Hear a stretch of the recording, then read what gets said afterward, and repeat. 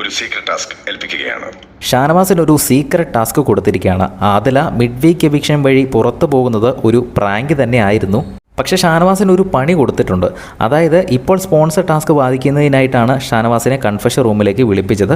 അപ്പോൾ വായിച്ചെല്ലാം കഴിഞ്ഞപ്പോഴാണ് ഈ ഒരു സീക്രട്ട് ടാസ്കിൻ്റെ കാര്യം ഷാനവാസിനോട് ബിഗ് ബോസ് സൂചിപ്പിക്കുന്നത്. അപ്പോൾ ഷാനവാസിന് അവിടെ വീട്ടിൽ ഒരാളെ സഹായിയായിട്ട് കൂട്ടാമെന്ന് പറയുന്നു. ആരെയാണ് ഷാനവാസ് സഹായിയായിട്ട് വിളിക്കുന്നതെന്ന് ചോദിച്ചപ്പോൾ ഒന്ന് ആലോചിച്ച ശേഷം ലക്ഷ്മിയുടെ പേരാണ് ഷാനവാസ് പറയുന്നത്.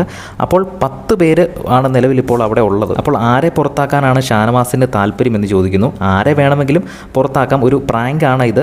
അപ്പോൾ ഷാനവാസ് ആരെയാണ് പുറത്താക്കുന്നത് അതിപ്പോൾ പറയണം. അപ്പോൾ ആ ഒരു ടാർഗറ്റിനെ തന്നെ വേണം ആസൂത്രണം ചെയ്ത് ഷാനവാസ് പുറത്താക്കാൻ എന്നാണ് പറഞ്ഞിരിക്കുന്നത്.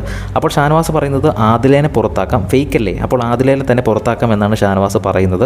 അപ്പോൾ 6 വോട്ടുകളെങ്കിലും കിട്ടിക്കഴിഞ്ഞാൽ ഉറപ്പായിട്ടും ആദില പുറത്താകും. അപ്പോൾ ആ രീതിയിൽ ആൾക്കാരെ സ്വാധീനിച്ച് ആദിലേനെ പുറത്താക്കുക എന്നതാണ് ഷാനവാസിന് കൊടുത്തൊരു സീക്രട്ട് ടാസ്ക്.